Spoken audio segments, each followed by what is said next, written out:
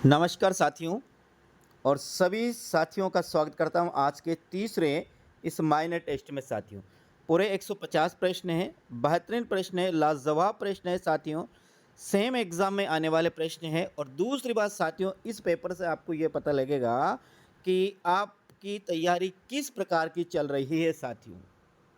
बिल्कुल exam pattern को देखते हुए साथियों यह पेपर बनाया गया है। आरपीएससी सेकंड ग्रेड हिंदी का पेपर है साथियों।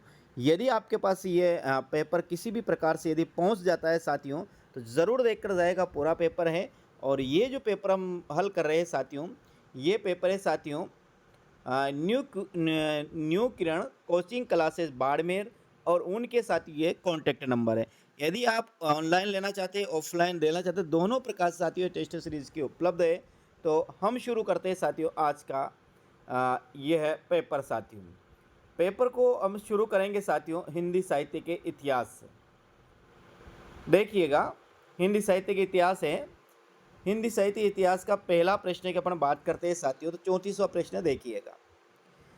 प्रेम मार्ग का एक नहीं ऐसा प्रवीण और धीर पथिक तथा जवादाने का दावा करने वाला ब्रजभाषा का दूसरा कवि नहीं हुआ, उक्त कथन किसका है? पहले बात साथियों, 34वां प्रश्न है किसका है? ये आचार्य रामचंद्र शुक्ल का कथन है। और किसके प्रति कहा गया?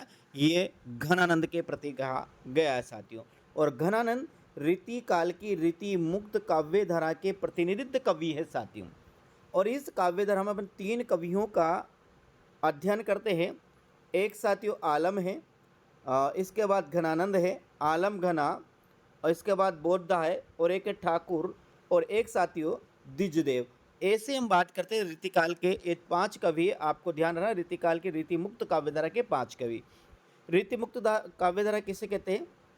ऐसे कवि जिसने अपने मन के भावों को स्वच्छंद रूप से अभिव्यक्त किया, बिना किसी लाग लपेट कर, बिना किसी लोभ लालच के अपने मन के भावों को स्वतंत्र रूप से अभिव्यक्त किया, वह कवि साथियों रीति मुक्त काव्यधारा के कवि कहलाते हैं साथियों। तो यहाँ पर अपना आंसर क्या होगा? दूसरा अपना सही आंसर होगा। इसके पहले साथियों आपसे मेरी गुजारिश है, यदि आप मेरे चैनल पर पहली बार, तो चैनल को जरूर सब्सक्राइब कीजिएगा, साथ साथ बेल आइकन को ज़रूर प्रेस करें साथियों, और ऑल पर क्लिक करें ताकि आपके पास हर क्लास पहुंच सके साथियों मेरी। आगे प्रश्न करते हैं। रीति मुक्त कविता के संबंध में सत्य कथन नहीं है। रीति मुक्त कविता वियोग श्रृंगार का चित्रण है, विषयनिष्ठ सौंदर्य का चित्रण है, मौलिक उद्भावना है, काव्य में कला पक्ष की प्रधानता है। 35वां प्रश्न है, बहुत अच्छा प्रश्न है साथियों, उत्तर बताइएगा 35वां प्रश्न का अपना आंसर क्या होगा साथियों। देखिए यहाँ पर अपन बात करेंगे साथियों, तो वियोग श्रृंगार की प्रधानता, बिल्कुल साथियों वियोग श्रृंगार की प्रधानता है। विषयनिष्ठ सौंदर्य की चेतना है, मौलिक उद्भावना है, काव्य में कला पक्ष की प्रधानता नहीं है साथियों। यहाँ पर इन कवियों ने, जो रीतिमुक्त धारा के कवि हैं, इन्होंने किसी असर पी के लिए अपनी काव्य रचना नहीं की, इसलिए यहाँ पर कला पक्ष की प्रधानता नहीं है साथियों। ये सत्य कथन नहीं है। अगला प्रश्न, निम्न में से कौन सा कथन सही है साथियों? 36वां प्रश्न है, श्रद्धा भक्ति निबंध के आधार पर सही उत्तर का चयन कीजिए। श्रद्धा का व्यापार स्थल एकांत और प्रेम का विस्तृत है। देखो साथियों यही गलत है। श्रद्धा का जो व्यापार स्थल है वह विस्तृत है, और प्रेम का क्या है? एकांत। नहीं, अपन को सही का चयन करना है साथियों। इसके बाद बात करते हैं, श्रद्धा में घनत्व और प्रेम में विस्तार है। श्रद्धा जागरण है तो प्रेम स्वप्न है। प्रेम में मध्यस्थ अपेक्षित है तो श्रद्धा में अपेक्षित है तो श्रद्धा में उपेक्षित है। बताएगा साथियों। यहाँ पर अपन प्रश्न बात कर रहे हैं 36वां प्रश्न की, और 36वां प्रश्न की अपन बात करते हैं तो अपना आंसर क्या होगा? ये सही आंसर की बात की, श्रद्धा जागरण है तो प्रेम क्या है? स्वप्न है साथियों। हम जिसके प्रति श्रद्धा रखते हैं, आचार्य रामचंद्र शुक्ल कहते हैं कि जिसके प्रति हम श्रद्धा रखते हैं तो हम चाहते हैं कि उससे और भी श्रद्धा रखें, लेकिन जिससे हम प्रेम करते हैं साथियों, तो हम नहीं चाहते कि इससे और भी प्रेम करें। ये स्वयं आचार्य रामचंद्र शुक्ल का कहना है, और ये बात बिल्कुल सटीक है साथियों। यहाँ पर सही आंसर क्या है? तीसरा अपना सही आंसर है। भाषा शिक्षण का दृश्य श्रव्य साधन कौन सा है? श्रव्य साधन, दृश्य साधन और दृश्य श्रव्य, यानी जिससे साथियों दिखा भी जाता है और सुना भी जाता है। चित्र विस्तारक यंत्र है, ग्रामोफोन है, चार्ट है, नाटकीकरण है या फिर अनुत्तरित उत्तर है साथियों। बताइए 37वां प्रश्न की बात करते हैं तो यहाँ पर आगा नाटकीकरण। यह है साथियों दृश्य श्रव्य साधन है। नाटक को हम सुनते भी है और नाटक को हम देखते भी है साथियों। किस वाक्य में द्विकर्मक क्रिया का प्रयोग हुआ? दो क्रमक क्रिया का प्रयोग। मैंने दुकान से फल खरीदा, उसने एक रोचक कहानी पढ़ी, वह दिन रात बहुत परिश्रम करता है, लड़के ने अपने साथी को पुस्तक दी साथियों। 38वां प्रश्न की अपन बात करेंगे तो 38वां प्रश्न में अपना आंसर क्या होगा? द्विकर्मक क्रिया।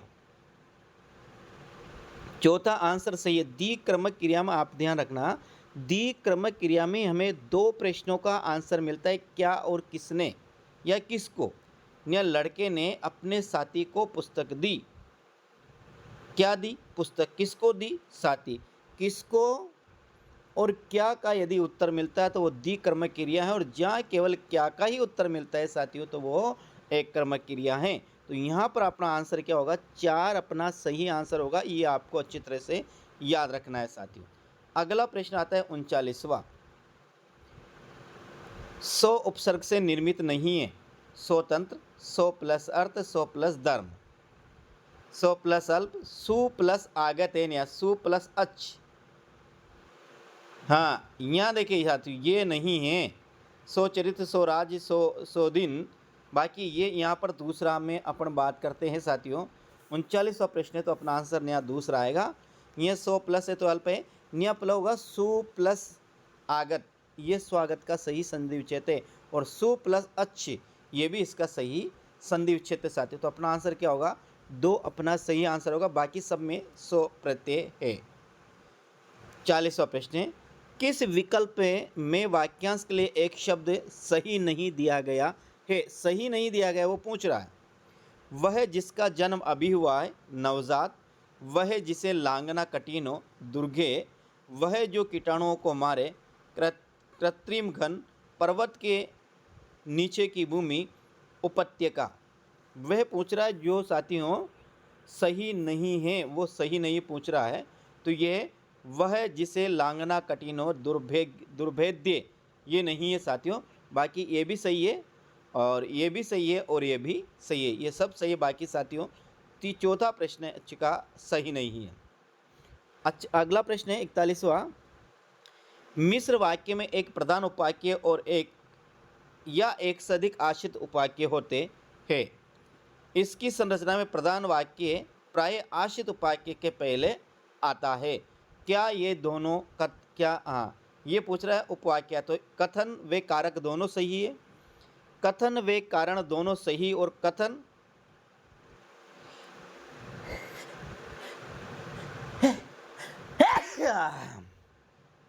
और कथन कारण की सही व्याख्या नहीं करता है। कथन व कारण दोनों गलत है, कथन व कारण दोनों सही और कथन कारण की सही व्याख्या करता है साथियों। बताइए कौन?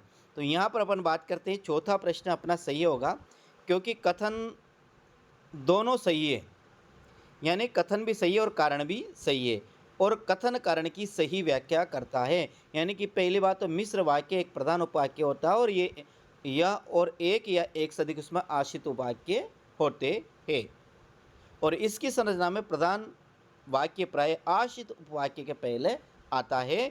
ये आपको अच्छी तरह से यह मिश्र वाक्य की बहुत बेहतरीन परिभाषा दी है साथियों। प्रश्न नंबर अपन बात करते हैं 42वां प्रश्न की। यदि वह कहेगा तो मैं भी जाऊंगा वाक्य का प्रकार है आज्ञार्थ, इच्छार्थ, संकेतार्थ, समुच्चय बोधक कौन सा?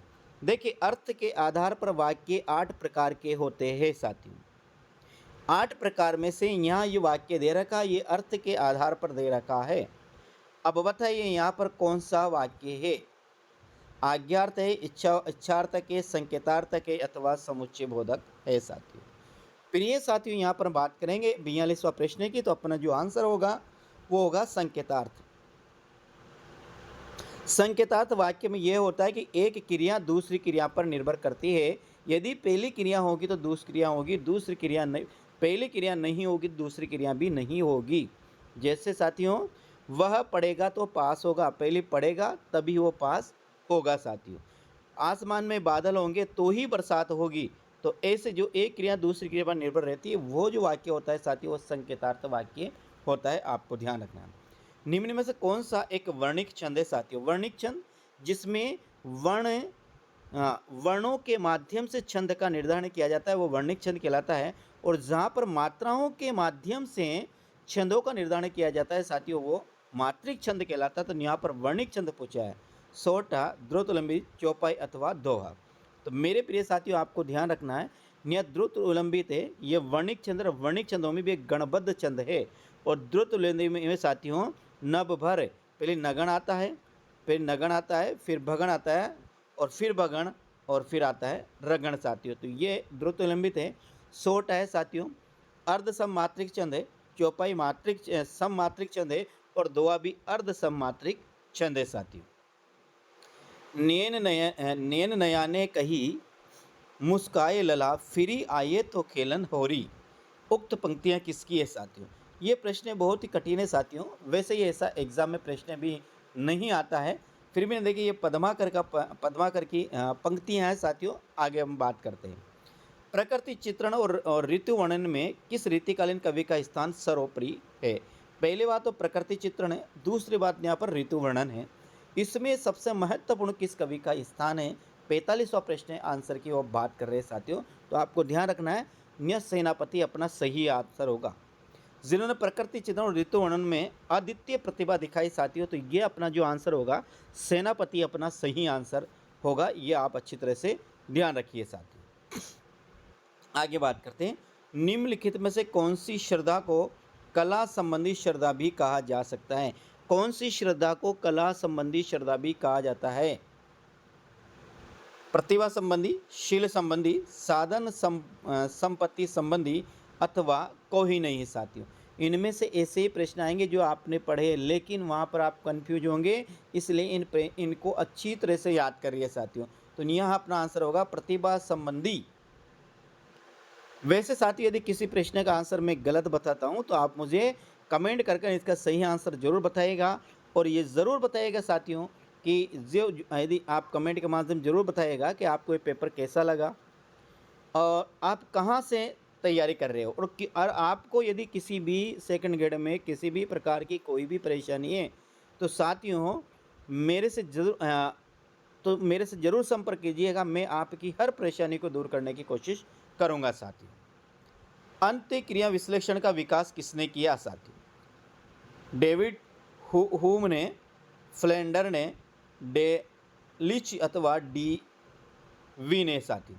बताइए, अच्छा आंसर, अच्छा प्रश्न है, बहुत अच्छा प्रश्न है, ज़्यादा कठिन भी नहीं, ज़्यादा सरल भी नहीं, बहुत शानदार प्रश्न है साथियों। तो बताइए तो अंत क्रिया विश्लेषण का जो विकास किया साथियों, फ्लेंडर ने किया। किसने किया? याद रखना, फ्लेंडर ने।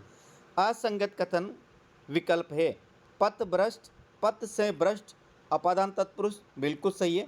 गुण युक्त, गुण से युक्त साथियों, यह कर्ण तत्पुरुष समास में कर्ण पद आता है साधन के रूप में। सह साधन, एक तो सह धातु एक साधन और एक अंग विकार के रूप में कर्ण तत्पुरुष समास का प्रयोग होता है। तो यहाँ पर कर्ण तत्पुरुष समास नहीं है, गुण से युक्त साथियों। यहाँ जीवन दान संबंध, बिल्कुल जीवन दान सही है। स्वर्ग पतित, यहाँ बताए 48वां प्रश्न का सही आंसर, विकल्प सही नहीं है। 48वां प्रश्न। तो 48वां प्रश्न के आंसर की अपन बात करते हैं साथियों। तो यहाँ स्वर्ग से पतित ये कर्म कारक नहीं है, बाकी ये गुण से युक्त, यहाँ साधन के रूप में हो रहा है। जीवन दान, जीवन का दान, ये भी सही है। स्वर्ग से पतित, स्वर्ग से गिरा, ये नहीं है साथियों।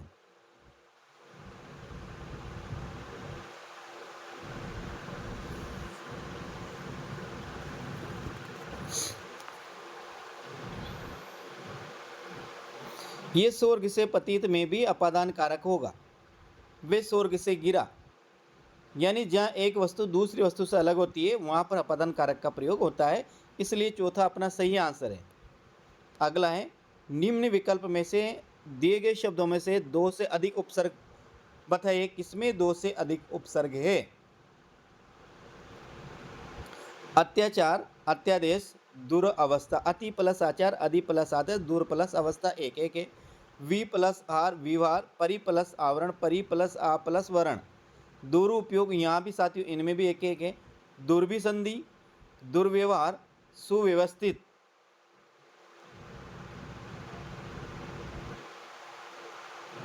और चौथा आंसर, चौथा और देखिए, प्रागैतिहासिक, पुनरागमन और परोपकार। यहाँ पर यदि हम बात करते हैं साथियों 49वां प्रश्न की, तो 49 प्रश्न में अपना आंसर होगा तीसरा। क्या होगा? तीसरा प्रश्न में यहाँ दो दो उपसर्ग है।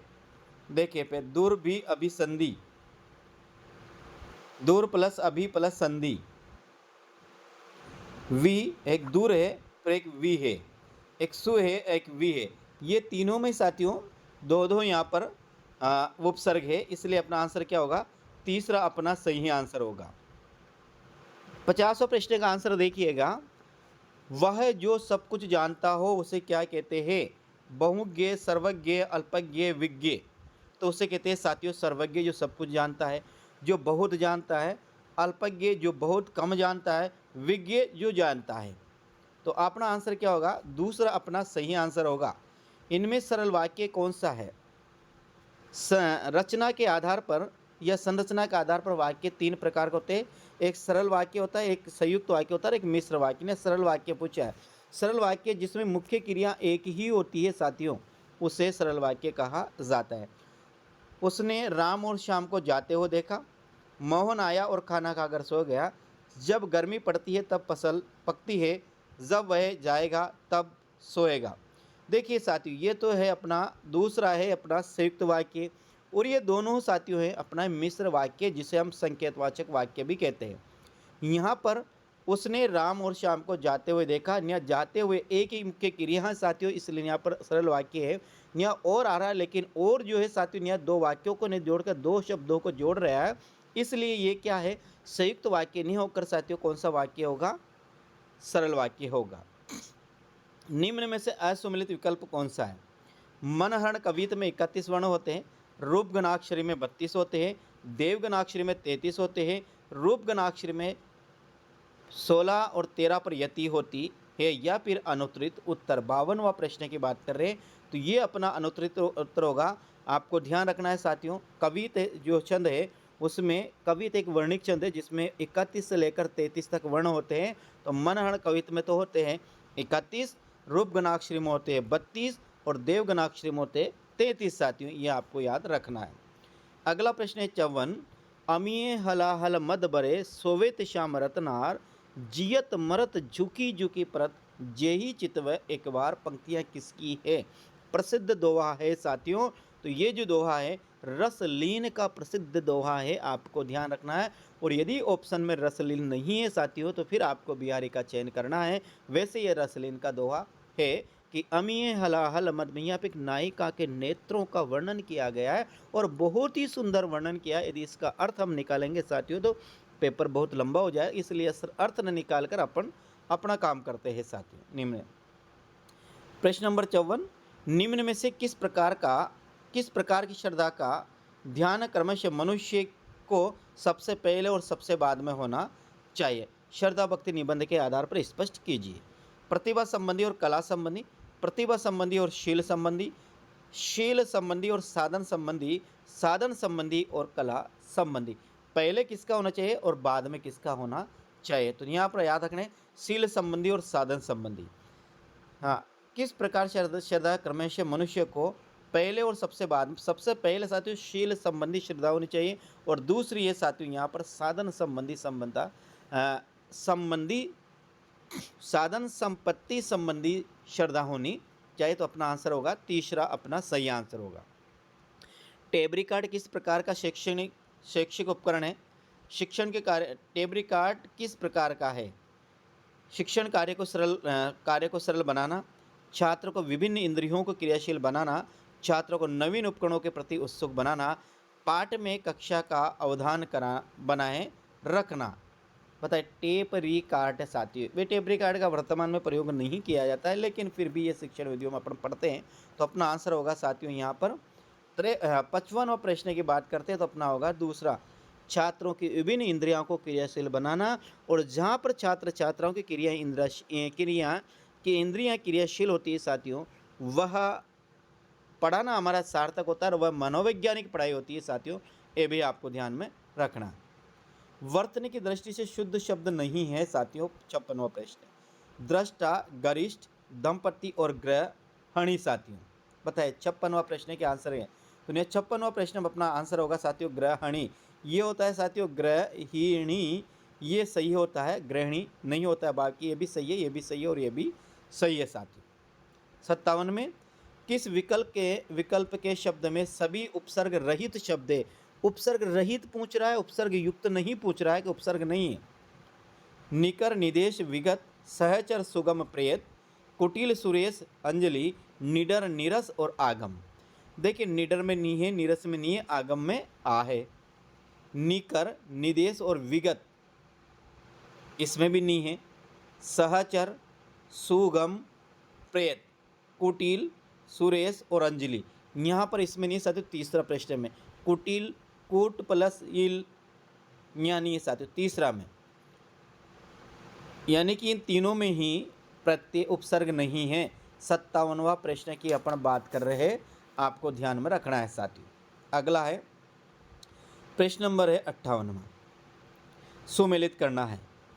जो ने जाना गया हो, जिसकी उपमा ने की जा सके, जो स्त्री सूर्य भी नहीं देख पाती है, जिसका ज्ञान इंद्रियों द्वारा हो सके। देखो साथियों यहाँ पर अपने आंसर की बात करेंगे अपना 58वां प्रश्न में। तो अपना जो आंसर होगा एक होगा, यानी कि पहला जो ने जाना गया हो अज्ञात, जिसकी उपमा नहीं की वह तो अनुपम हो जाएगा। जो स्त्री सूर्य को नहीं देख पाती वो होता असूर्य पश्या, और जिसका ज्ञान इंद्रियों द्वारा हो सके साथियों वह है जो ने जाना गया वो तो अगोचर है। ये जो साथियों दूसरा यहाँ पर ये कटा हुआ है, इसलिए इसका अपना सही आंसर नहीं बैठ पाएगा। बाकी जो ने जाना गया वो अगोचर है, ये अपश्या और ये अनुपम है साथियों, ये आपको ध्यान रखना है।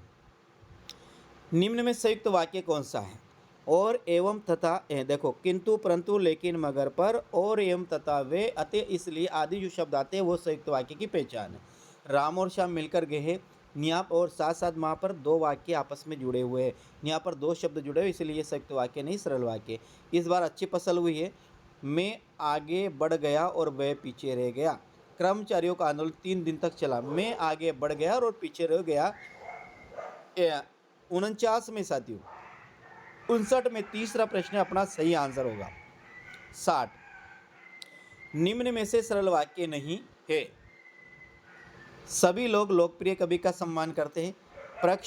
परिश्रमी छात्र को अवश्य सफलता मिलती है। सुंदर लड़कियां अच्छी लगती है। श्याम बीमार था इसलिए परीक्षा में फेल हो गया। ये जो वाक्य है साथियों ये वाक्य है। श्याम ये नहीं है, बाकी ये 3 वाक्य क्या है साथियों सरल वाक्य है, यह वाक्य नहीं है। श्याम बीमार था इसलिए वह हो गया। ये वाक्य मुझे कमेंट के माध्यम से बताइए कि ये संयुक्त वाक्य अथवा मिश्र वाक्य है, ये मुझे ज़रूर बताया कि जाएगा। ये मैं इसका आंसर नहीं दूंगा साथियों। छंद विषयक असत्य का कथन असत्य कथन का चयन कीजिए। चौपाई छंद के 4 चरण होते हैं, प्रत्येक में 16-16 मात्रा होती है। बिल्कुल सही है साथियों। असत्य का अपना चयन करना ये बिल्कुल सत्य है। छंदों में वर्ण या मात्रा गिनने में केवल स्वर को ध्यान में रखा जाता है, व्यंजन को नहीं। छंद पढ़ने की लय का नाम यति है। छंद पढ़ने की लय का नाम गति है। ये गलत है साथियों। तीसरा में आगे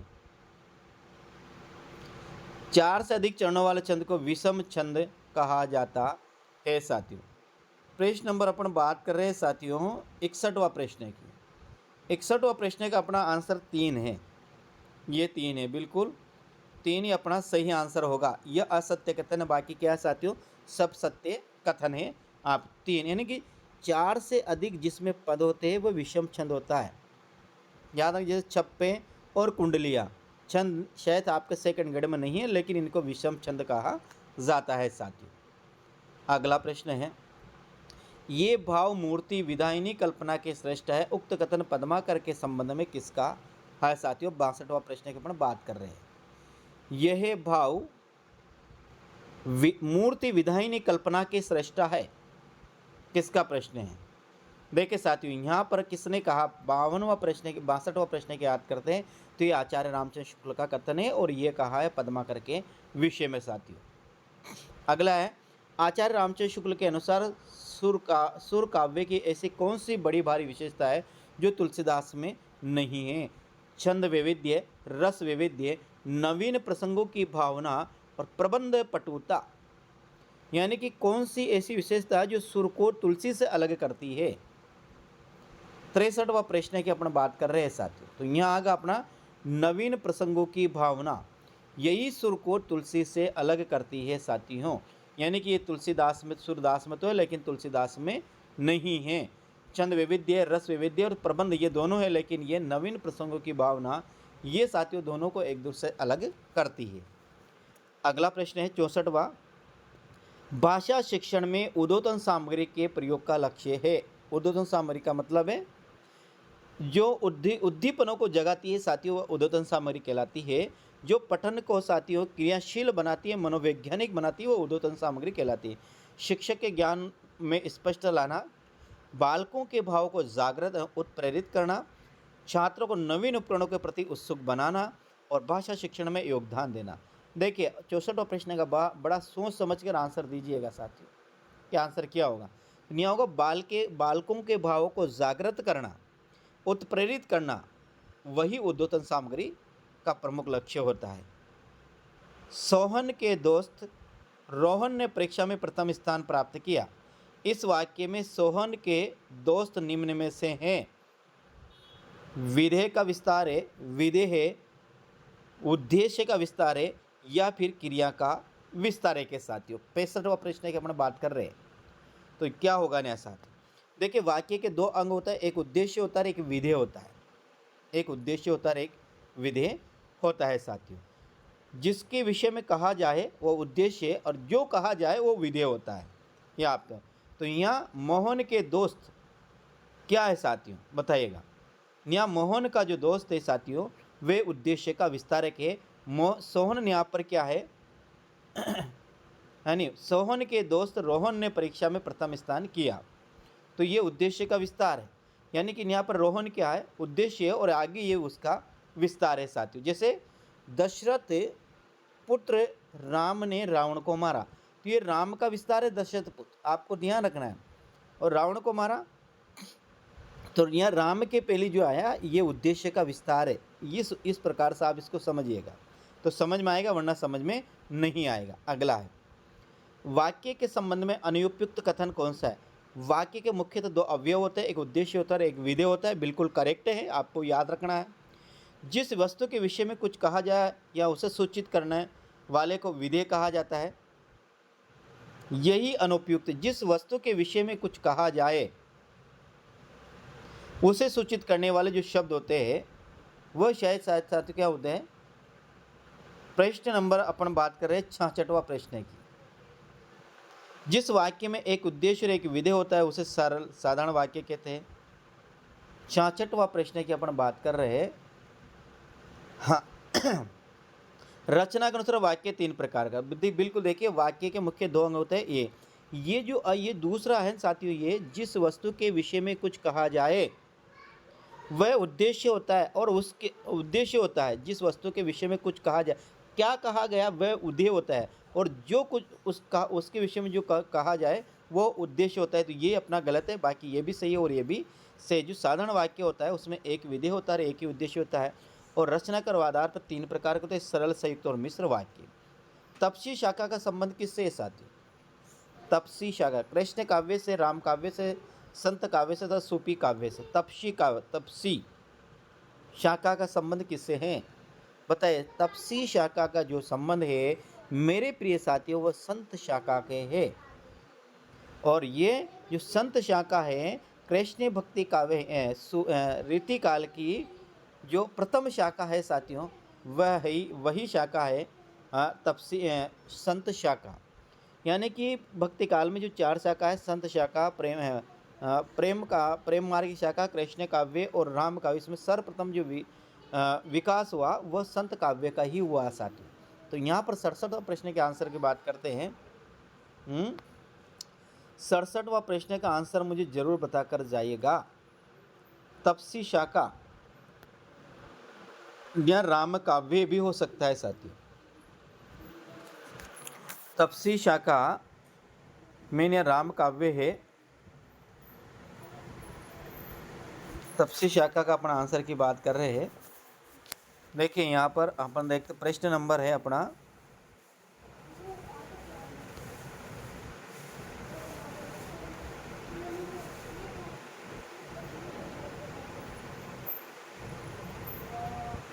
67वां प्रश्न है। अब 67वां प्रश्न का आंसर इन्होंने क्या दिया। वैसे राम काव्य भी बिल्कुल सही हो सकता है साथियों। 67वां प्रश्न में 2 है, राम बिल्कुल ये है। शायद इसके जो जीवाराम या कोई है साथियों, इसके ये प्रतिपादक है। तो आपको ध्यान रखना है तपसी शाखा का संबंध है और राम काव्य शाखा से है, ये आपको ध्यान रखना है साथियों, संत से नहीं है। इसके बाद देखिए ये अपन ने देख लिया प्रेम मार्ग का ऐसा प्रवीण धीर पति के, तो अपन ने देख लिया साथियों। ये दोबारा है, ये जो कहा गया है ये प्रश्न है। लेकिन वहाँ दूसरा पूछा था ऐसा किसने कहा, तो आचार्य रामचंद्र शुक्ल का। और किसके प्रति कहा साथियों, तो घनानंद के प्रति कहा, ये आपको ध्यान में रखना है। 69 द्रुत विलंबित छंद की निम्नलिखित कौन सी विशेषता नहीं है। ये एक वर्णिक छंद है, बिल्कुल वर्णिक छंद है। प्रत्येक चरण में 12 वर्ण होते हैं, बिल्कुल 12 वर्ण होते हैं। एक चरण में गण योजना तगण भगण रगण और रूप में होती है साथियों, ये गलत है। द्रुत विलंब नभ भर, यहाँ तो 9 ही हो रहे, यहाँ कितना होना चाहिए, 4 होना चाहिए, और इसमें 4 चरण होते हैं, ये अपनी नहीं है। द्रुत विलंब में एक नगण होता है, एक भगण होता है, फिर भगण होता है, न भ फिर होता है रगण साथियों। तो द्रुत विलंबित में आपको द्रुत विलंबित न भ भर, ऐसे आपको याद रखना है, ये अपना सही हो जाएगा। फिर आपको विद्यार्थियों की गलतियों एवं कमजोरियों का पता लगाया जाता है बुद्धि परीक्षण द्वारा, उपलब्धि परीक्षण द्वारा, निदानात्मक द्वारा अथवा उपचारात्मक। अब बताइएगा, बहुत अच्छा प्रश्न है, शानदार प्रश्न है, छोटा सा प्रश्न पूछा गया है लेकिन बहुत अच्छा प्रश्न है। विद्यार्थियों की गलती और कमजोरियों का पता किसे लगाया जाता है और फिर उसको दूर किसके माध्यम से किया जाता है। यहाँ पर अपने एक निदानात्मक और एक उपचारात्मक है कि निदानात्मक के माध्यम से पता लगाया जाता है या उपचारात्मक के माध्यम से पता लगाया। दूर उनको निदानात्मक के माध्यम से किया जाता है या उपचारात्मक माध्यम से किया जाता है साथियों। 70वां प्रश्न का आंसर बताइएगा मुझे, आपने पढ़ा होगा तो देखें। नहीं 70वां प्रश्न की बात करते हैं साथियों, तो निदानात्मक में पहले कमजोरियों का पता लगाया जाता है और जो उसे दूर किया जाता है साथियों उपचारात्मक कहलाता है। यदि किसी छात्र में कोई कमजोरी है पढ़ने में, तो जो उनको पता लगाया जाता है, जिस टेक्निक के माध्यम से पता लगाया जाता है उसे कहते हैं निदानात्मक, और उसको जो दूर किया जाता है उसे कहते हैं उपचारात्मक। तो आपको ये याद रखना है विद्यार्थी। समय के साथ लाभ उठाना अर्थ है तो उपयुक्त लोकोक्ति क्या है। घर का जोगी जोगना आन गांव का सिद्ध, बिल्कुल गलत। बहती नाव में हाथ मसलना, बहती नाव में सफ़र करना, बहती गंगा में हाथ धोना। तो बहती गंगा में हाथ धोना ही क्या होगा, समय के साथ लाभ उठाना ही बहती गंगा में हाथ धोना सही है। आज्ञार्थक वाक्य, जहाँ पर आज्ञा दी जाती है, किसी को आदेश दिया जाता है, अनुमति दी जाती है। भारत एक महान देश है, ये विधानात्मक है। वह अपना काम पूरा नहीं कर पाया, ये भी नहीं, नकारात्मक है। उसने सबको आमंत्रित किया होगा, ये भी नहीं है। आपको ये कार्य तुरंत करना चाहिए, ये है साथियों। ये जहाँ पर किसी को आज्ञा, अनुमति, आदेश दिया जाए वह आज्ञार्थक वाक्य होते हैं, और ये अर्थ के आधार पर जो 8 प्रकार के वाक्य होते हैं उसमें साथियों एक प्रकार का वाक्य है। मिश्र वाक्य को पहचानिए साथियों, मिश्र वाक्य को पहचाने। राजा नगर में नहीं आए, सरल वाक्य। बातचीत बंद करो और अपना काम करो, संयुक्त वाक्य है। मैं आपको पहले जानता तो आपका विश्वास न करता, ये साथियों मिश्र वाक्य है। ये चिट्ठी लड़के ने लिखी है, यह कौन सा वाक्य है? सरल वाक्य। यहाँ पर ये मिश्र वाक्य है साथियों। तो कौन सा होगा? तीसरा अपना मिश्र वाक्य होगा। 73वां प्रश्न की अपन बात कर रहे हैं। ठीक है, अगला 74वां, अर्थ के अनुसार वाक्य का प्रकार नहीं है। संबंध बोधक, आज्ञार्थक, संकेत और संदेह सूचक। यह संबंध बोधक के साथियों, ये अर्थ के आधार पर नहीं है, बाकी ये तीनों अर्थ के आधार पर है। ये आपको ध्यान में रखना है मेरे प्रिय साथियों। अगला जो प्रश्न अपना आता है 75वां प्रश्न आता है, और 75वां प्रश्न का आंसर क्या है ज़रूर मुझे बताकर जाएगा। श्री हटि जी का संबंध किस संप्रदाय से? राधा वल्लभ संप्रदाय से, टट्टी संप्रदाय से, निम्बार्क संप्रदाय से अथवा गौड़ी संप्रदाय। राधा वल्लभ संप्रदाय का हित हरिवंश स्वामी है।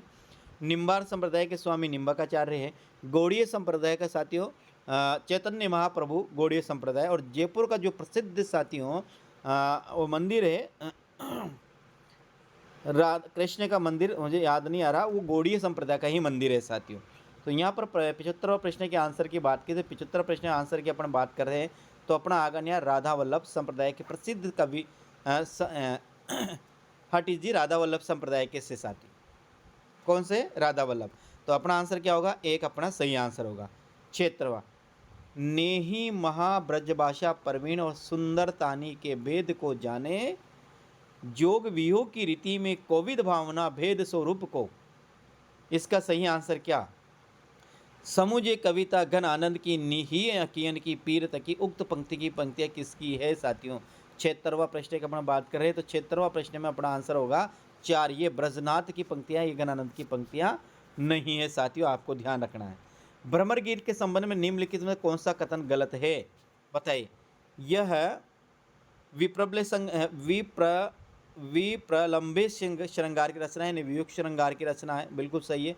इसमें व्यंग्य और उपलब्ध की प्रतिया दृष्टिगोचर होती है। इसमें प्रेम व्यंजना तन्मयता का गहरा रंग है। इसमें सगुण पर निर्गुण और भक्ति पर ज्ञान की विजय प्रतिपादित की गई है। ये गलत है साथियों। इसमें निर्गुण पर सगुण और ज्ञान पर भक्ति की, बाकी ये तीनों सही है और ये सही नहीं है, क्योंकि भ्रमर गीत का एक उद्देश्य यह था सगुण पर निर्गुण पर सगुण और प्रेम पर ज्ञान पर भक्ति पर प्रेम या ज्ञान पर भक्ति की विजय दिखाना। तो ये चौथा आंसर नहीं है साथियों, बाकी ये सब क्या है? सही है। अगला है निदानात्मक परीक्षण के बाद जरूरत पड़ती है उपचारात्मक परीक्षण की, यानी कि दूसरा अपना सही आंसर होगा। पहले निदानात्मक किया जाता है फिर उपचारात्मक किया जाता है। निम्न में से किस क्रमांक के पद में समास और संधि दोनों है साथियों? 79 का प्रश्न की बात करते हैं तो दोनों की अपन बात करते हैं साथियों। तो यहाँ पर 79 में कौन सा आंसर होगा? उत्तरोत्तर होगा, नीति निपुण होगा, लघुत्तर होता अथवा विवाहोत्तर होगा साथियों। तो 79 के हम प्रश्न की बात करते हैं तो अपना आंसर को होगा नीति निपुण। ये इसमें साथियों संधि और समास दोनों का प्रयोग नहीं हुआ है, बाकी सभी में संधि और समास दोनों का प्रयोग हुआ है साथियों। उत्तर और उत्तर, लघु और उत्तर, विवाह प्लस उत्तर, ये तो ध्यान रखना, ये दोनों में संधि और समास, लेकिन इसमें संधि और समास दोनों नहीं है। हरीश तुम कहाँ से आ रहे हो? वाक्य में हरीश शब्द के बाद कौन सा विराम चिन्ह आना चाहिए? 80वां प्रश्न की बात करते तो इसमें साथियों विस्मय बोधक चिन्ह आना चाहिए। हरीश तुम कहाँ से आ रहे हो, हरीश के बाद विस्मय बोधक चिन्ह आना चाहिए साथियों। अर्थ अर्ध विराम का चिन्ह कौन सा है साथियों? तो आपको पता होगा मेरे साथियों, अर्ध विराम ये है। कौन है? 81 में बात करते हैं तो 81वें प्रश्न में अर्ध विराम में क्या आएगा? तीसरा, ये तो कोमा, ये अर्ध विराम। 81वें प्रश्न में बात करते हैं तो अर्ध विराम में ये तीसरा आएगा साथियों। वह सबसे अच्छा वाक्य तुलनात्मक की दृष्टि से कौन सा है? तो वाक्य उत्तम अवस्था है। वह जहाँ पर सबको किसी को सबसे बेहतरीन बताया जाता है तो वह उत्तम अवस्था होती है साथियों, आपको याद रखना है।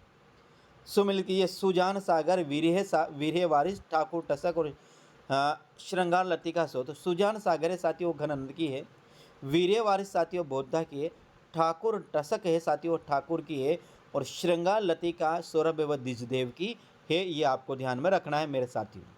मोहन राकेश ने असघोष के काव्य है सौंदर्यानंद की कथा को आधार बनाकर साहित्य की किस विधा में रचना की है साथियों? तो किस विषय में की है? सौंदर्यानंद लहरों का राजंश क्या है साथियों? कहानी, नाटक है, रेडियो नाटक है अथवा उपन्यास है? 74 में तो ये नाटक है साथियों जो अश्वघोष के सौंदर्यन की कथा पर आधारित है, आपको ध्यान में रखना है। शैक्षणिक प्रौद्योगिकी में दृश्य श्रव्य सामग्री को कहा जाता है हार्डवेयर सॉफ्टवेयर, उपयुक्त दोनों ही, इनमें से कोई नहीं। 85 की बात कर रहे हैं तो इसमें से हार्डवेयर कहा जाता है दृश्य श्रव्य सामग्री को। 85वां प्रश्न की अपन बात कर रहे हैं। ठीक है साथियों, अगला प्रश्न देखते हैं। गुण संधि का उदाहरण नहीं है साथियों, योगेश नवोड़ा वर्षंतु यथा अन्वेक्षण। 86वां प्रश्न की अपन बात करते हैं तो गुण संधि का यहाँ पर उदाहरण की बात करते हैं। अन्वेक्षण गुण संधि नहीं है साथियों, यहाँ पर यण संधि का उदाहरण है, ये अन्वेक्षण है, बाकी ये दोनों गुण संधि के उदाहरण है। कौन सा विषय विराम चिन्ह मूलतः हिंदी भाषा का है? अर्ध विराम, अल्प विराम, अर्ध विराम, पूर्ण विराम अथवा अवतरण चिन्ह साथियों। 87वें प्रश्न की अपन बात कर रहे हैं तो अपना आंसर होगा नहीं पूर्ण विराम है साथियों। ये मोहन से पढ़ा नहीं जाता कौन सा वाक्य है? भाववाचक वाक्य है। कौन सा वाक्य? 88 में, यानी कि अधिकतर मानिए जो नेगेटिव होता है वो भाववाचक वाक्य होता है। तो यहाँ पर 88 में प्रश्न की अपन बात, तो 88 में जो अपना आंसर होगा साथियों वो भाववाचक होगा। अगला प्रश्न की बात कर रहे हैं साथियों। हाँ, रीतिकालीन रचनाकारों की रचनाओं के संबंध में असंगत विकल्प का चयन किए। मोहनलाल मिश्र ने श्रृंगार सागर लिखा, कर्णेश ने कर्णाभूषण लिखा, चिंतामणि ने काव्य श्रृंगार लिखा, भिखारी दास ने काव्य निर्णय लिखा साथियों। 89 में बताइएगा कौन सा सही नहीं होगा। तो यहाँ पर 89 की बात करते हैं साथियों तो अपना होगा यहाँ चिंतामणि ने काव्य श्रृंगार ये, जबकि मोहन मिश्र ने श्रृंगार विलास लिखा है, आपको ध्यान रखना है। और कर्णेश ने कर्णाभरण लिखा है और भिखारी दास ने काव्य निर्णय लिखा है। अब साथियों ये प्रमुख रचनाएं भाव विलास है, इनको ये बस भाव विलास है, ये देवकी है, रस रहस्य पोहकर की है, कुलपति मिश्र की है, श्रृंगार निर्णय शायद श्रृंगार निर्णय साथियों भिखारी का, और विज्ञान गीता केशव दास का है। अब यहाँ इनको अपन को सही बताना है कि इनका आंसर क्या होगा। 90 प्रश्न की बात कर रहे हैं तो बताइएगा 90 में क्या होगा। 90 में अपना दूसरा सही होगा, यानी कि भाव विलास से साथियों इसमें आएगा 89, 1689। इसके बाद बात करें रस रहस्य में आएगा साथियों 1610, श्रृंगार निर्णय में 1750, और विज्ञान गीता में आएगा साथियों, विज्ञान गीता में आएगा 1610 साथियों, ये इसका सही आंसर होगा। यात्रा का रोमांस के रचनाकार कौन है? इंदु काटगरे, हरिशंकर प्रसाई, विजयदान देता अथवा मोहन राकेश। बताइए यात्रा का रोमांस किसकी रचना है? तो यात्रा का रोमांस की अपन रचना की बात करते हैं साथियों तो ये होगा हरिशंकर प्रसाई का। 51वां प्रश्न की अपन बात है मोहन राकेश का। यात्रा का रोमांस प्रश्न होगा मोहन राकेश अपना सही आंसर होगा। लिंगाफोन कैसा है? श्रव्य दृश्य अथवा दोनों है, कौन सा होगा साथियों? 52वां प्रश्न में ये होगा श्रव्य। लिंगाफोन अपना आएगा श्रव्य में, आपको ध्यान रखना है। सन 1987 में 8वीं अनुसूची में 70 में 8वीं अनुसूची में कितनी भाषा थी साथियों? 1970 की बात कर रहे हैं, ये भाषा संबंधित प्रश्न है। तो यहाँ पर अपन बात करें भाषा संबंधित प्रश्न में तो अपना जो सही आंसर होगा साथियों वो है 15 भाषा थी। कितनी थी? 15 भाषा थी। लिखने में जब कोई शब्द भूल से छूट जाता है उस पंक्ति के लिए जिस चिन्ह का प्रयोग किया जाता है उसे कहते हैं पुनरुक्त सूचक चिन्ह, हंस, अपूर्ण सूचक चिन्ह या तुल्यता सूचक चिन्ह साथियों। यानी कि मैंने राम और न्या श्याम न्या बीच में यदि कोई लिखते हैं जिसका चिन्ह साथियों ऐसा होता है, इसे किस नाम से जानते हैं? चौरान, तो उसे हम जानते हैं साथियों हंस पद के माध्यम से। ये आपको ध्यान रखना है, चौथा सही आंसर होगा। नाटकों में संवाद में निम्नलिखित में से किस विराम चिन्ह का प्रयोग किया जाता है? विवरण का, निर्देशन का, योजक का अथवा संक्षेपण का साथियों। तो यहाँ पर आंसर होगा निर्देशन चिन्ह का प्रयोग किया जाता है। आचार्य शुक्ल के अनुसार रीतिकाल के किस कवि ने अलंकार की अनिवार्यता वाले सिद्धांत का समावेश किया? जसवंत सिंह ने, केशव दास ने, भिखारी दास ने अथवा चिंतामणि ने साथियों। 96 प्रश्न की अपन बात करें तो ये होगा साथियों केशव दास। आचार्य शुक्ल के अनुसार रीतिकाल के किस कवि ने अलंकार की अनिवार्यता वाले सिद्धांत का समावेश किया? तो वो किया केशव दास ने। आंसर अपना सही होगा। तभी ही उपंगसुत आगे सका सका कछु अंतर नाही, बरी बरी अंक लाए। भ्रमर गीत में उपंगसुत किसके लिए आया? उक्रूर के, बलराम के, उद्धव के अथवा सुदामा के लिए? बताइए। उपंग उपंग सूद शब्द का जो प्रयोग हुआ है मेरे प्रिय साथियों, वो उद्धव के लिए हुआ। यानी तीसरा प्रश्न अपना सही आंसर है। तीसरा प्रश्न आपको ध्यान में रखना है साथियों।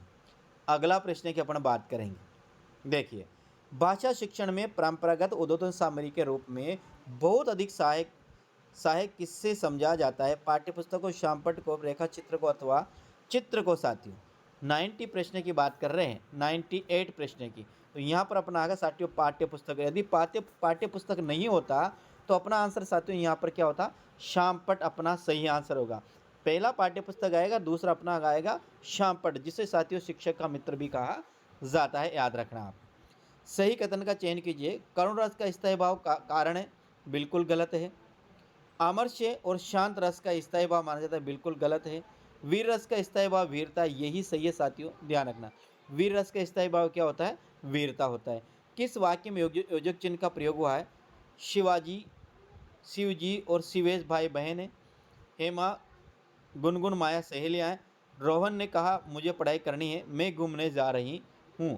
योजक चिन्ह का प्रयोग हुआ है, योजक जोड़ने वाला चिन्ह, तो योजक चिन्ह तो यही है साथियों। तो 100 में अपना आंसर क्या होगा? एक अपना सही आंसर होगा 100 में। आगे हम बात करेंगे, निम्न में से कौन सी कुलपति मिश्र की कृति मम्मट के काव्य प्रकाश का छाया अनुवाद है? कुलपति मिश्र की मम्मट के काव्य प्रकाश का छाया अनुवाद है। तो जो रस रहित से ये मम्मट का है साथियों, आपको ध्यान रखना है, और यही उसका छाया अनुवाद है। यानी कि ये रस रहस्य कुलपति मिश्र की रचना है और मम्मट के काव्य प्रकाश का ये छाया अनुवाद है। ये आपको ध्यान में रखनी है साथियों। अगला प्रश्न है, नारी का आकर्षण पुरुष को पुरुष बनाता है तो उसका अपकर्षण उसे गौतम बुद्ध बनाता है। लहरों का आजंस में ये नाटक किसका है? ये सुंदरी का है, आपको सब पता है। और ये भी आरपीएससी सेकंड ग्रेड संस्कृत विभाग में प्रश्न पूछा गया था। फ्लालोन बोर्ड का उपयुक्त प्रयोग किया जाता है लेखन कार्य में, चित्र प्रदर्शक में, कठपुतली प्रदर्शन में, फिल्म स्ट्रिप प्रदर्शन में। 103 और प्रश्न की बात करते हैं तो अपना आगा चित्र प्रदर्शन में साथियों। दो अपना फ्लालन बोर्ड का जो प्रयोग किया जाता है वो चित्र प्रदर्शन में किया जाता है। सत्य कथन नहीं है, महात्म्य में यह प्रत्यय का प्रयोग हुआ है, बिल्कुल हुआ है साथियों, ये सत्य कथन है। नक्टा में ने का प्रयोग हुआ है, विरल का सगन है, मनोजवाद का राक्षस का पर्यावाचिक है। सत्य कथन नहीं पूछा है 104 में। 104 का सत्य कथन है साथियों, ये नक्टा में ने उपसर्ग का प्रयोग नहीं है, बाकी विरल का प्रयोग सगन है, और मनुजात है वो राक्षस का प्रयास, और महात्म्य साथियों ए प्रत्यय का प्रयोग हुआ है। निम्न में से अर्थ की दृष्टि से वाक्य का भेद नहीं है? प्रश्नवाचक है, विस्मयबोधक है, इच्छाबोधक है और विधेयन। किसमें? अर्थ की दृष्टि से। देखो साथियों, अर्थ की दृष्टि से चारों ही है, ये चारों। यहाँ पर अपना आंसर क्या है? 105 प्रश्न में 105 प्रश्न में आंसर है 4। बाकी विधेयात्मक, विधानात्मक, इसे विधेयात्मक को ही विधानात्मक कहते हैं, तो ये थोड़ा सा गड़बड़ हो सकता है। यहाँ सकारात्मक जिसे कहते हैं विधानात्मक, विधेयात्मक नहीं कहते, विधेयवाचक नहीं कहते, इसके विधानात्मक कहते हैं साथियों। वैसे ये चारों होना चाहिए, लेकिन यदि है तो ये जरूर देखिए, विधेयवाचक नहीं होता है, विधानवाचक होता है, या सकारात्मक होता है, या विधिवाचक होता है। ये याद रखना, ये नहीं होगा। वाक्य को समाप्त करने के लिए जिसका प्रयोग किया जाता है साथियों, कौन सा? जो वाक्य को समाप्त करने के लिए पूर्ण विराम का प्रयोग किया जाता है साथियों। 106 में किसका प्रयोग किया जाता है? पूर्ण विराम का प्रयोग किया जाता है वाक्य को समाप्त करने के लिए। बिल्कुल सही है, बिल्कुल सही है। दुख के वर्ग में जो स्थान वे का है वही स्थान आनंद के वर्ग में किसका है? उत्साह का है। तो अपना आंसर क्या होगा? तीसरा। 107 में 3 अपना सही आंसर होगा। दुख के वर्ग में जो आनंद जो स्थान भय का है वही आनंद के वर्ग में उत्साह का है। शिक्षण में दृश्य श्रव्य सामग्री का लाभ क्या है? शिक्षण को रोचक, सरल और बोधगम्य बनाना। शिक्षण को समय क्या होगा साथियों? बताइएगा। शिक्षण को समय की व धन की दृष्टि से खर्चीला बनाना, शिक्षण को अरुचिकर बनाना, या शिक्षण पर कोई प्रभाव नहीं डालना। बताइए क्या होगा? शिक्षण को सरल, रोचक और बोधगम्य बनाना। 108 में अपना प्रश्न का आंसर होगा साथियों, एक अपना सही आंसर होगा। 109 किस विकल्प में विलोम युग में सही दिया गया है? हताश, निराश, ये तो बिल्कुल समानार्थक है। आकुल, व्याकुल समानार्थक है। ऋजु, वक्र समानार्थक है। सुरति, निरति, ये बिल्कुल सही है साथी। 109 में 4। निम्न में से किस शब्द में नि उपसर्ग नहीं है? निष्ठा, निकाहे, निकर, निरामे। मेरे हिसाब से साथियों निरामे में नहीं होना चाहिए।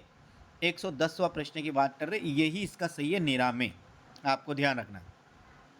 अवतरण चिन्ह का प्रयोग होता है, ये अवतरण चिन्ह, ये प्रयोग है साथियों अवतरण चिन्ह। इधर से इधर और इधर से इधर जो लगता है उसे अवतरण चिन्ह कहा जाता है। तो 111वां प्रश्न की बात करते हैं, ए है। भूषण को किस आलोचक ने हिंदू जाति का प्रतिनिधित्व कवि कहा? तो भूषण को साथियों आचार्य रामचंद्र शुक्ल ने हिंदू जाति का प्रतिनिधित्व कवि कहा, आपको याद रखना है। इसको भूषण को हिंदू जाति का प्रतिनिधित्व कवि यदि किसी ने कहा तो आचार्य रामचंद्र शुक्ल ने कहा, आपको ध्यान रखना है। आचार्य रामचंद्र शुक्ल ने उत्साह निबंध में किन लोगों के उत्साह या साहस भाव को अधिक मूल्यांकन माना है? जो लोभ में आकर उछल कूद करते हैं, बिल्कुल गलत है। जो चली आ रही प्रथाओं को तोड़ने की धूम मचाया करते हैं, बिल्कुल गलत है। जो प्राचीन प्रथा को चाहे वे वास्तव में हानिकारक ही हो, उपयोगिता पर सच्चा विश्वास करते हैं, ये साथियों। तीसरा, जो प्राचीन प्रथा की चाहे वास्तव में हानिकारक ही हो पर उपयोगिता पर सच्चा विश्वास करते हैं, 113 में यही इसका सही आंसर होगा। अगला है, शिक्षण में सहायक सामग्री का इस्तेमाल व्यवहार के किस पक्ष को अपेक्षित करता है? बौद्धिक पक्ष को, भावात्मक पक्ष को, क्रियाशील पक्ष को, अथवा साथियों नैतिक पक्ष को? तो शिक्षण में सहायक सामग्री का बात करते हैं, मेरे हिसाब से इसका जो आंसर होना चाहिए 114 में, तो वह अपना आंसर होगा साथियों क्रियाशील पक्ष को। शिक्षण सामग्री के छात्र और शिक्षक दोनों क्रियाशील हो जाते हैं, इसलिए क्रियाशील होगा। निम्न में से कौन सा कथन सही नहीं है? उपमेय को प्रस्तुत और उपमान को अप्रस्तुत कहते हैं, बिल्कुल सही है। जहां उपमेय पर अप्रस्तुत का अभेद आरोप किया जाए, प्रस्तुत पर अप्रस्तुत का अभेद आरोप किया, वह रूपक अलंकार होता है, बिल्कुल सही है। जहां उपमेय की उपमान से तुलना की जाए, वह उपमा अलंकार होता है, बिल्कुल सही है। जहां बिना कारण के कार्य संपन्न हो जाए उसे असंगति, असंगति का मतलब होता है कारण कहीं पर होना और कार्य कहीं होता है, उसे असंगति कहते हैं। जिसे पुल को बांध दिया, सीता को तो रावण ले गया लेकिन पुल को बांध दिया, तीर लक्ष्मण का लगता है लेकिन घायल भगवान दुख श्री राम के दिल में होता है साथियों, तो यहाँ असंगति का अलंकार है। और यहाँ बात करते हैं, ये जो परिभाषा दे रहे कि जहाँ बिना कारण के कार्य होता है, ये विभावना अलंकार की परिभाषा है साथ। इनमें से किस शब्द में उपसर्ग नहीं है? बहादुर में, बदमाश में, बेकूफ में, लावारिश में। तो बहादुर में साथियों उपसर्ग नहीं है, ये बद, बे और ला। किसी के द्वारा कहे गए वचन को ज्यों का त्यों लिखने के लिए उद्धरण चिन्ह का प्रयोग किया जाता है। 117 प्रश्न की अपन बात कर रहे हैं, किसका किया जाता है? उद्धरण चिन्ह, यानी ऐसा का ऐसा, ये इधर से इधर और इधर से, इसे उद्धरण चिन्ह कहते हैं। कालिदास त्रिवेदी की कौन सी रचना नायिका भेद और नक्शिक की पुस्तक है? कालिदास जरा वार वधु विनोद। तो आपको रखना है क्या? वार वधु विनोद कालिदास त्रिवेदी की साथियों रचना है, वार वधु विनोद है। वो नायिका भेद से संबंधित रचना होनी चाहिए। 118 प्रश्न की अपन बात करते हैं, तो 118 प्रश्न में अपना बिल्कुल वार वधु विनोद ही अपना सही आंसर होगा। आचार्य रामचंद्र शुक्ल ने लोभ और प्रीति के निबंध में लोभियों की विशेषता नहीं बताई। ये तुच्छ से तुच्छ व्यक्ति के सामने हाथ पिलाने में लज्जित नहीं होंगे। पक्के लोभी लक्ष्य भ्रष्ट नहीं होते, कच्चे हो जाते हैं, ये बिल्कुल सही कहा। जो पक्के लोभी होते हैं वो लक्ष्य भ्रष्ट नहीं होते, कच्चे हो सकते हैं। वस्तु के अनेक प्रकार में से कोई एक को बहुत पसंद करके उसे पा लेना लोभियों की खास विशेषता है। लोभियों का दमन योगियों के दमन से किसी प्रकार से कम नहीं होता है। यहाँ तीसरा, लोभियों का दमन योगियों के दमन से किसी प्रकार से कम नहीं होता है साथियों। तो अपना जो आंसर आगा यहाँ तीसरा अपना सही आंसर आगा 19वां प्रश्न में, आप ध्यान रखना। बाकी ये भी सही है, लोभियों की विशेषता ये भी सही है और ये भी सही, ये लोभियों की विशेषता नहीं है साथियों। फिल्म स्ट्रिप्स किस सहायक सामग्री का अंग है? दृश्य सामग्री, श्रव्य सामग्री, दृश्य श्रव्य सामग्री, इनमें से कोई नहीं। 120वां प्रश्न की बात कर रहे हैं, तो अपना आगा नया दृश्य सामग्री में। वर्तन की दृश्य शुद्ध शब्द क्या? मल्ल युद्ध, मल्ल युद्ध, ये मल्ल युद्ध आना चाहिए। सर्वोपरि, सूझबूझ, प्रशस्त साथियों। देखो क्या होगा, वैसे शुद्ध वर्षने वाला 121 में अपन बात करते हैं, तो मेरे सामने यहाँ प्रशस्त सही है साथियों। सर्वोपरि 121 में प्रशस्त, सर्वोपरि भी आप देखकर बताना ये शुद्ध है या अशुद्ध। भाई दो तो अशुद्ध है, लेकिन इन दोनों में आप मुझे देखकर बताना। 122वां प्रश्न में रीतिकाल के कवियों को परिचयात्मक विवरण हेतु आचार्य रामचंद्र शुक्ल निम्न में से किस कवि के ग्रंथ को आधार माना है। देखो, आचार्य रामचंद्र शुक्ल कोमक को स्वयं कहा है कि मैंने परिचय अधिकांश कवियों का मैंने परिचयात्मक भूमिका इस ग्रंथ से ली। किस ग्रंथ से? वह ली है साथियों मिश्र बंधुओं के कविता कौमुदी, हिंदी कवि रत्नमाला से, ब्रजमाधुसार से, शिव सेंगर से। रीति यहाँ पर मिश्र बंधुओं का मिश्र बंधु विनोद आना चाहिए साथियों 122वां प्रश्न में, लेकिन यह शिव सिंह सरोज का शिव सिंह सेंगर दे रखा है। रीतिकालीन कवियों के परिचयात्मक विवरण हेतु आचार्य रामचंद्र ने निम्न किस ग्रंथ को आधार माना है। ये आंसर जरूर बताकर जाएगा साथियों। वैसे मुझे याद है, मैंने पहली बार मैं भी इसको देख रहा हूँ, शिव सिंह सेंगर शिव सिंह सरोज का है, लेकिन यहाँ पर मेरे हिसाब से मिश्र बंधु भी आना चाहिए। अब ये मुझे आप दोनों देखकर कमेंट के माध्यम से जरूर बताकर जाएगा यहाँ सही क्या होगा। लहरों का राजहंस नाटक के संदर्भ में असत्य कथन है। प्रकाशन क्रम की दृष्टि से मोहन राकेश के दूसरा नाटक है। इस नाटक की कथा वस्तु सौंदर्यानंद बिल्कुल से लहरों का राजहंस बीजगुप्त का प्रतीक है। इस नाटक में स्त्री पात्रों के मुकाबले पुरुष पात्रों की संख्या अधिक है साथियों। असत्य कथन बताना है। 23वां प्रश्न की बात कर रहे हैं। 23वां प्रश्न में अपना जो आंसर होगा साथियों, वे आंसर होगा 2। इस नाटक का कथा वस्तु का आधार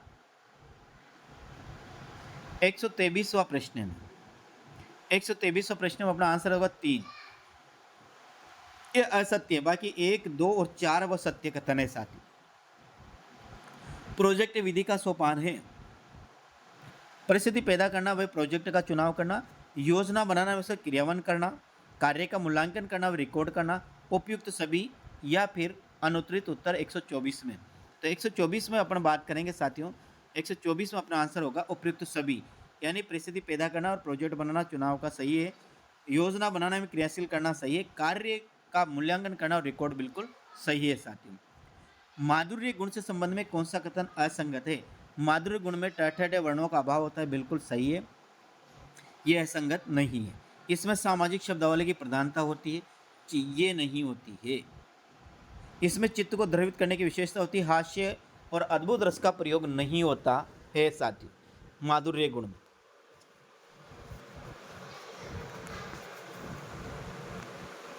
नहीं होता ये साथियों, ये दूसरा अपना सही आएगा।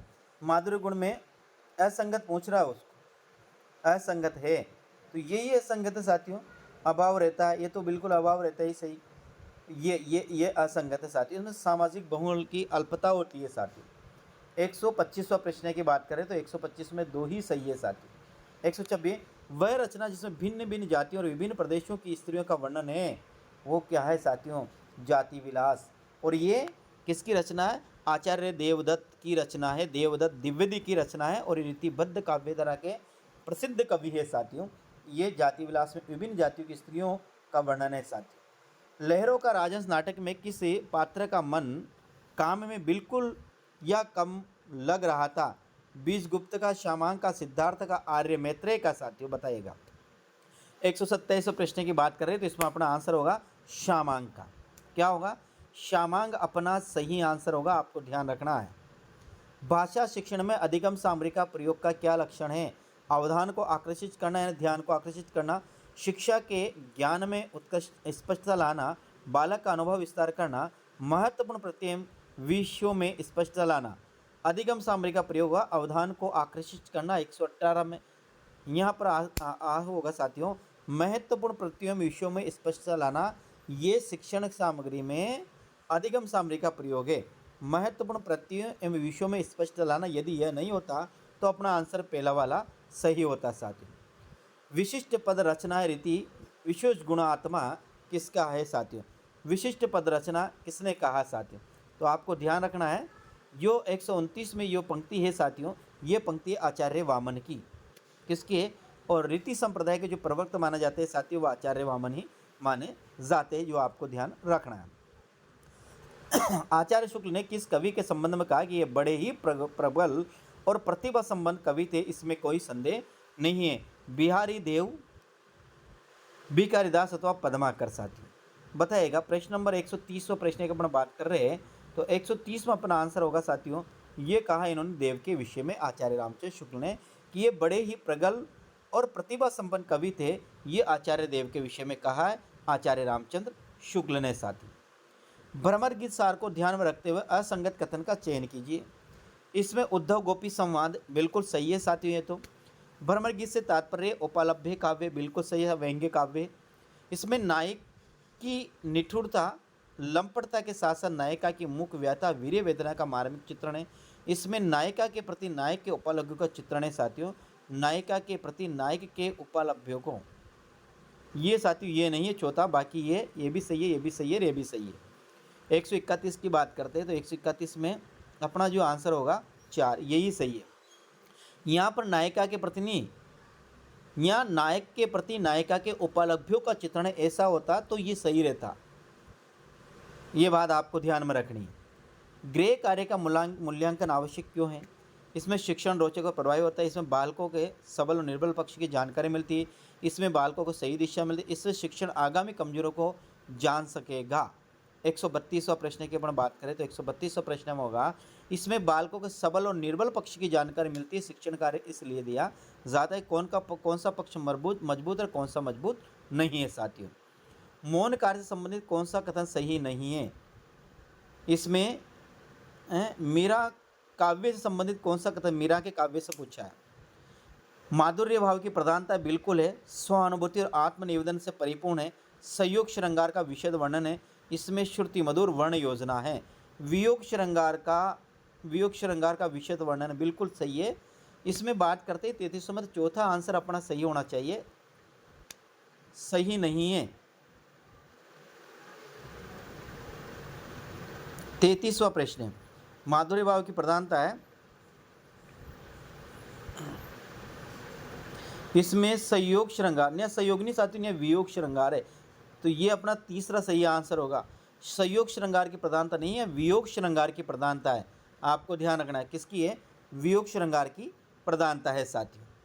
अगला प्रश्न, अभिधा उत्तम काव्य मध्यम लक्षणाहीन अधम व्यंजना रस वीर से उल्टी या कहे तो प्रवीण, ये पंक्तियां साथियों किसकी है? ये पंक्तियां है आचार्य देव की पंक्तियां, आपको ध्यान में रखना है।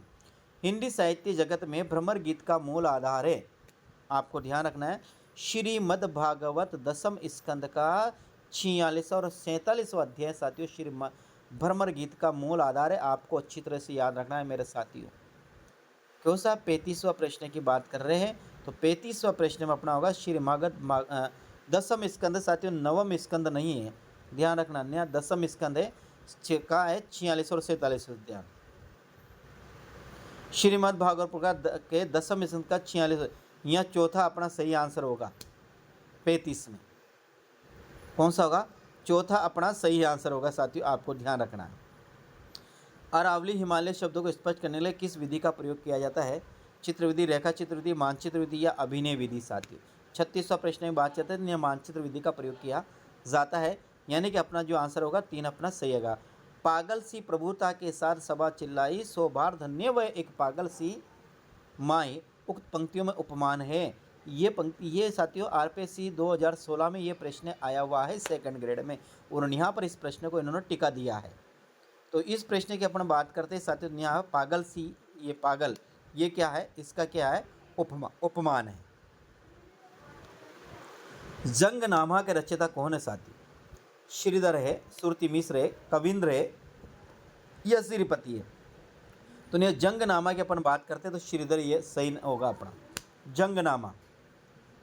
आचार्य रामचंद्र भ्रमर गीत सार का संपादन किया, कब किया भ्रमर गीत सार का संपादन? तो आपको ध्यान रखना है, आचार्य रामचंद्र शुक्ल ने भ्रमर गीत सार का जो संपादन किया साथियों, वे 1924 में किया। कब किया? 1924 में। लहरों के राजस्व में मोहन राकेश ने कथा का आधार किसका है? अश्वानंद का सौंदर्यानंद साथियों, ये अपना सही आंसर होगा 40वां प्रश्न में 1। ध्यान मंजरी किसकी है? अग्रदास की है।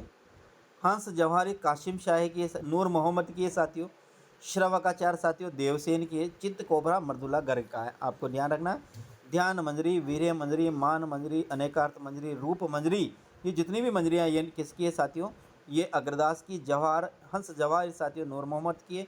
श्रवकाचार्य साथियों आचार्य देवसेन की जो 933 में प्रकाशित हुई, और चित्त कोबरा मर्दुला गर्ग का है साथियों। अगले प्रसिद्ध काव्य सरोज नामक रीति ग्रंथ के लेखक है श्रीपति, श्रीधर, सुरति मिश्र अथवा कुलपति मिश्र। काव्य सरोज 42 में किसका प्रश्न है साथियों? 42वां प्रश्न की आंसर की अपन बात करते हैं तो ये होगा साथियों श्रीपति का है काव्य सरोज। किसका है? श्रीपति का है काव्य सरोज। रामनेर गांव में सर्वाधिक संख्या किस जाति के लोगों की थी? पटाक्षेप नहीं होगा, कहानी के आधार पर बताइए। 43वां प्रश्न की बात करते हैं तो ये साथियों चमार जाति की। क्या है? यहाँ चमार आएगा साथियों। सुमेलित करो। अधिगम के विज्ञान एवं शिक्षण की कला पास, शाकीय प्रोग्रामिंग, अनुक्रमिक प्रोग्रामिंग, मैथमेटिक्स प्रोग्रामिंग। बताइए साथियों। 44वां प्रश्न की हम बात करते हैं। 44वां प्रश्न में आंसर आएगा यहाँ पर। हाँ, 44वां प्रश्न का आंसर है अपना 4, 3, 4, 1, 2। अधिगम में 3 है, स्कैनर है। शाकीय में 4 है, 3, 4। पहला में 2 में अपना आना चाहिए 2 आंसर है। कौन सा प्रश्न है? 44वां। 44 प्रश्न में चौथा है 3, 4, 1, 2। 3, 4, 1, 2। तो इसका तो आएगा 3 और इसका बी का आएगा 4, इसका आएगा 1 और इसका आएगा 2। यानी मैथमेटिक्स का गिलफोर्ड है, अनुकलित का है साथियों पाश के है, अधिगम के विज्ञान एवं शिक्षण का साथियों क्राउडर है और साथियों शाकीय प्रोग्रामिंग का है स्किनर है साथियों। इस प्रकार से आप इसको याद करना है। अगला प्रश्न है निम्न में से कौन सा एक ग्रंथ भिखारीदास का नहीं है? रस सारांश, काव्य विवेक, श्रृंगारण्य। काव्य विवेक नहीं है साथियों। काव्य विवेक ये केशवदास का है, आपको ध्यान रखना है। काव्य विवेक 145वां प्रश्न में काव्य विवेक बाकी, रस सारांश का है, काव्य निर्णय इनका, श्रृंगार निर्णय भी इसका है और काव्य अनयन पिंगल भी साथियों ये भी भिखारीदास का है। वास्तव में श्रृंगार और विरस इन 2 रसों की कविता इस काल में हुई है। प्रधानतः श्रृंगार रस की ही रही है। इसमें इस काल को रस के विचार से कोई श्रृंगार काल कह सकता है तो कह सकता है। ये जो परिभाषा है साथियों, परिभाषा किसकी है? तो मेरे हिसाब से साथियों ये जो परिभाषा है वह आचार्य रामचंद्र शुक्ल की ही हो सकती है। 146वें प्रश्न की बात करते हैं तो आचार्य रामचंद्र शुक्ल की है साथियों, आपको ध्यान रखना है। 147 में रीतिकाल साहित्य के विषय में असत्य कथन है। मतीराम के काव्य में ऋतुवर्णन सर्वाधिक है, ये नहीं है साथियों। ऋतुवर्णन सर्वाधिक है वो सेनापति में है। गनंद का प्रेम एकांकी बिल्कुल सही। भूषण के काव्य में अतिशोक्ति था। देव रीतिबद्ध काव्यधारा के प्रतिनिधि कवि है, यहाँ सेनापति आएगा, मतीराम नहीं आएगा साथियों। अभिप्राय है कि देवी यशोधरा का आकर्षण यदि राजकुमार सिद्धार्थ को बांधकर अपने पास रख सकता है तो क्या वे आज राजकुमार सिद्धार्थ ही नहीं होते? लहरों का राजहंस का ये अनुवाद है। अलका का सुंदरी के प्रति, सुंदरी का नंद के प्रति, सुंदरी का अलका के प्रति या श्यामांग का अलका के प्रति। बताइएगा पढ़ने वाले साथियों आपने क्या पढ़ा, इसका सही आंसर क्या होगा 148वां प्रश्न में। तो ये जो है अभिप्राय है कि देवी यशोधरा के आकर्षण का यदि राजकुमार सिद्धार्थ को बांधकर अपने पास रख सकता है तो क्या वे आज राजकुमार सिद्धार्थ के ही नहीं होते? ये है सुंदरिका अलका के प्रति। किसका है साथियों? ये है सुंदरिका अलका के प्रति, आपको ध्यान रखना है। वाक्य के 2 या 2 से अधिक समान भेद पदों या वाक्या पदों में संयोजक व अव्यय और गुंजाइश हो तो वहाँ निम्न में से कौन सा विराम चिन्ह प्रयुक्त होगा? ये प्रश्न बहुत कठिन है साथियों, फिर भी इसका आंसर अपन यहाँ पर देखें तो इसका आंसर होगा यहाँ पर अल्प विराम। पटाक्षेप नहीं होगा। कहानी मननते चुनाव कौन जीत जाता है? राम सिंह, नाहर सिंह, लक्ष्मी राम अथवा कोई नहीं। तो यहाँ चौथा 150वां प्रश्न की बात करते हैं, इसमें नाहर सिंह साथियों चुनाव जीत जाता है। अब साथियों अपन करते हैं पहला प्रश्न से शुरू।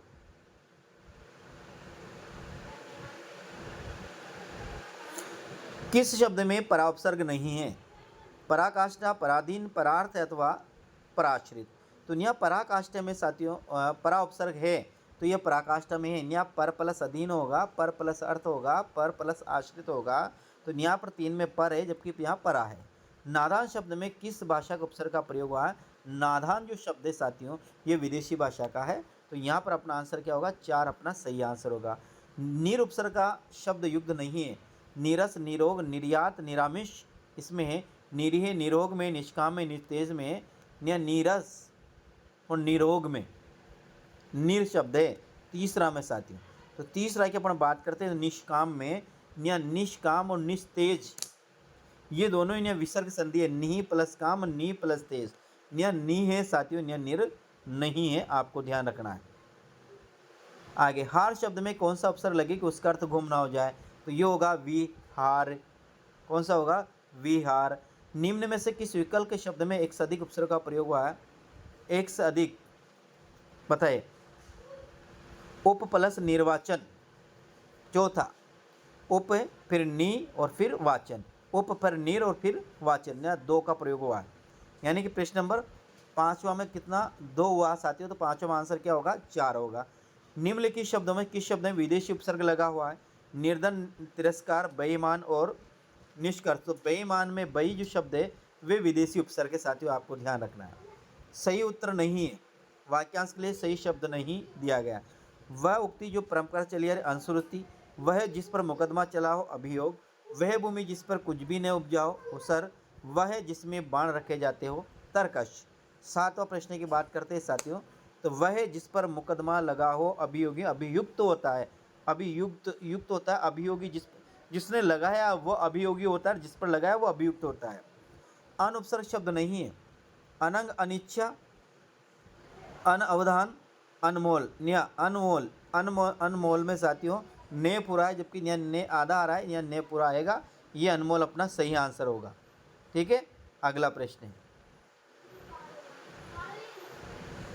निम्नलिखित में से किस शब्द में उपसर्ग नहीं है?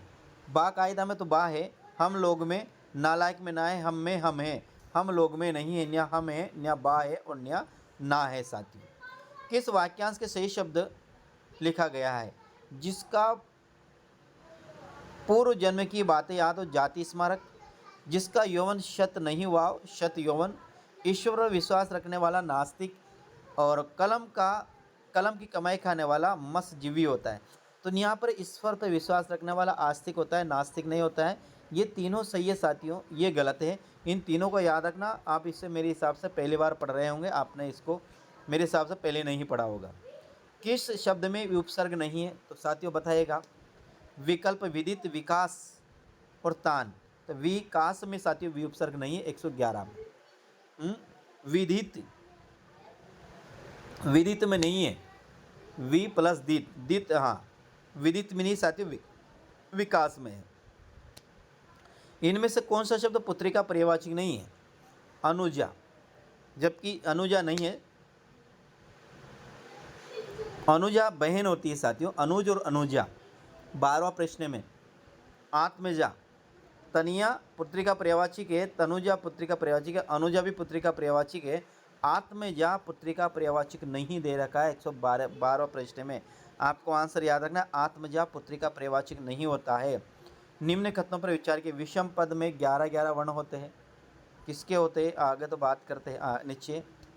सम पद में 13-13 वर्ण होते हैं। अर्ध सम मात्रिक छंद है, प्रत्येक चरण में 24-24 मात्रा होती है साथियों, बताएगा। विषम दोहा तेरा सोटा मेरा, दोहा तेरा सोटा, दोहा ये दोहा की विशेषता, सोटा की विशेषता है साथियों, किसकी है? सोटा की,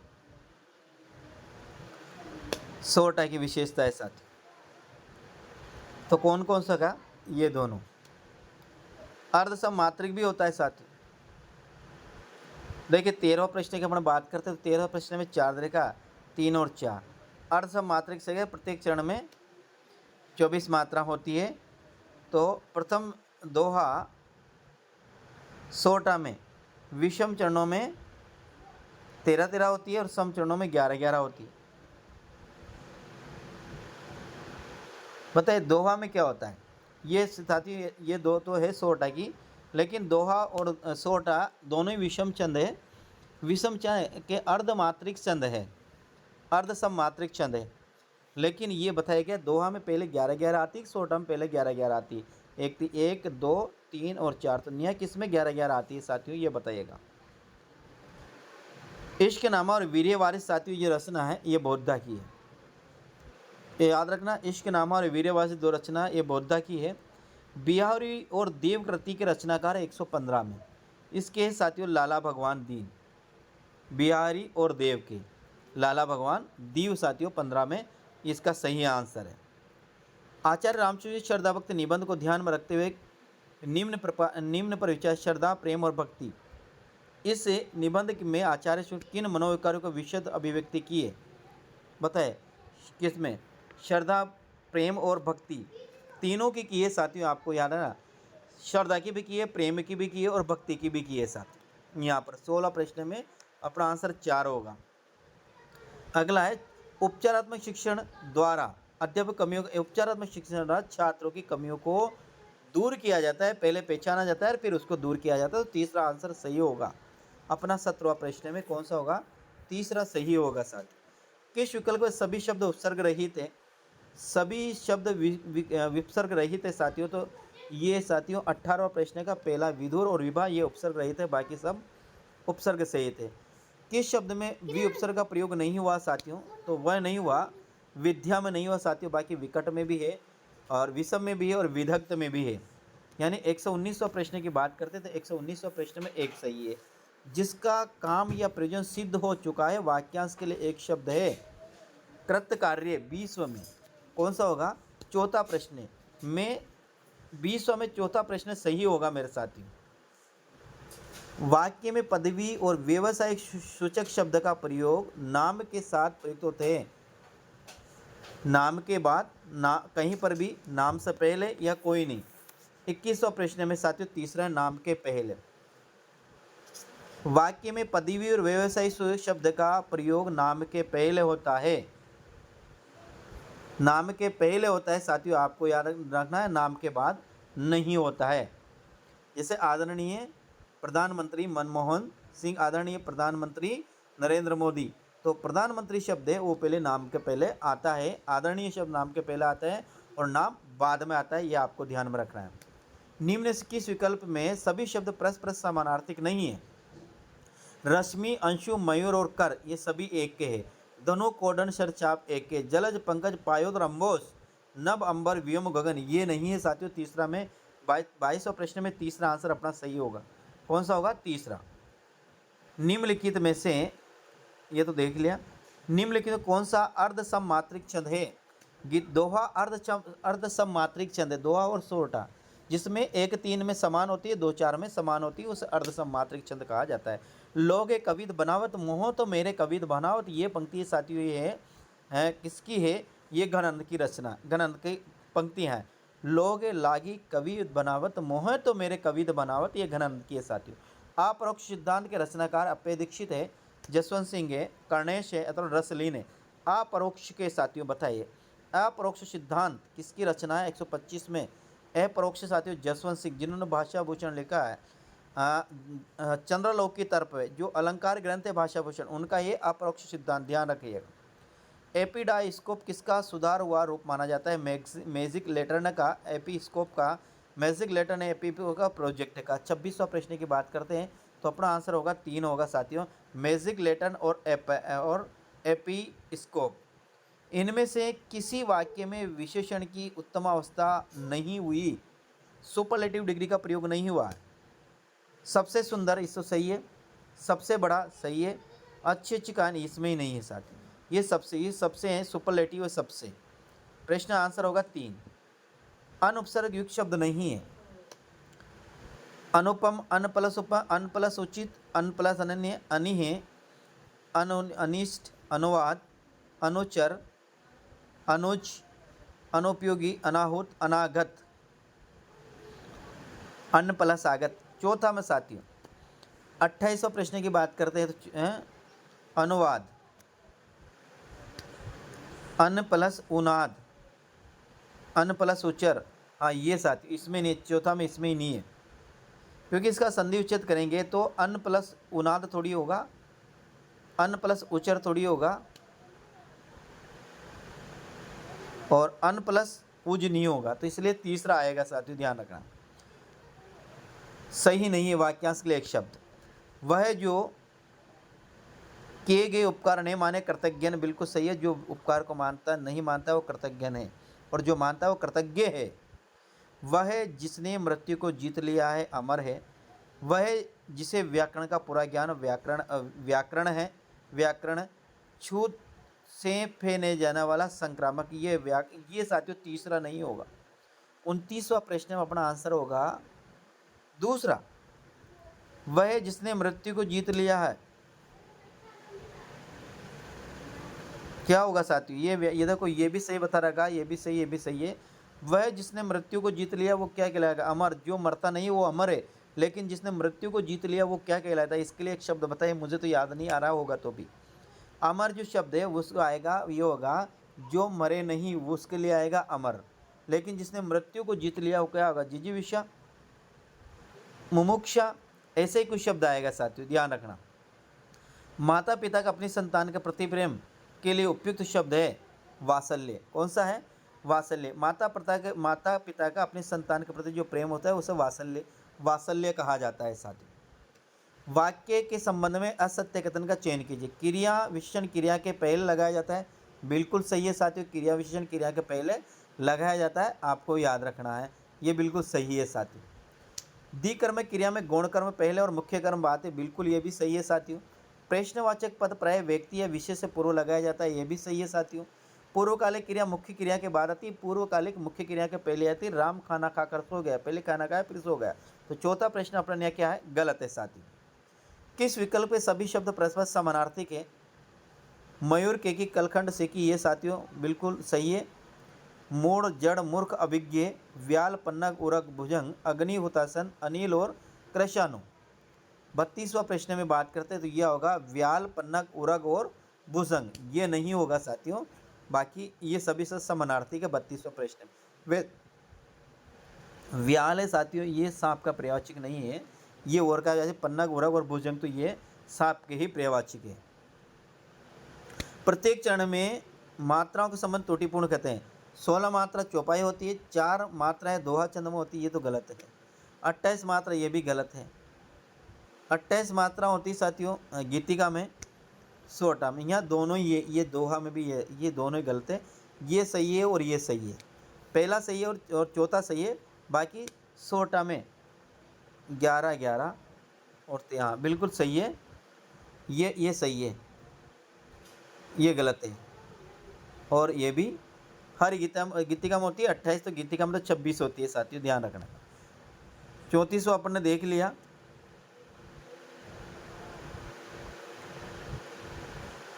यहां से देखिएगा, निम्न में से कौन सा कथन सत्य है? श्रद्धा भक्ति निबंध के आधार पर सही का उत्तर दीजिए। श्रद्धा का व्यापार स्थल एकांत और प्रेम का विस्तृत है, ये तो अपन ने देख लिया शायद यार।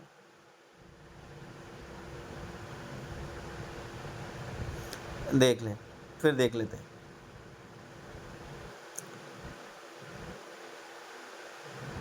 ये अपन ने देख लिया।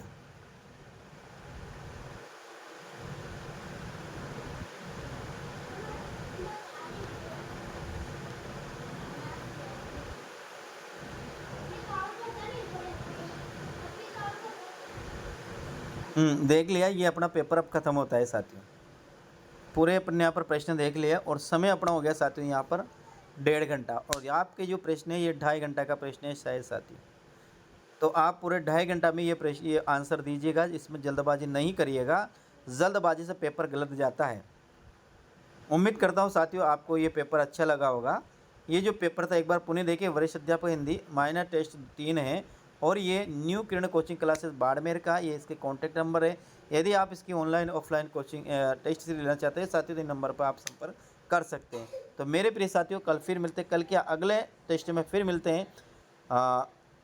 वहाँ तक के लिए आप सभी को मेरा राम राम साथियों।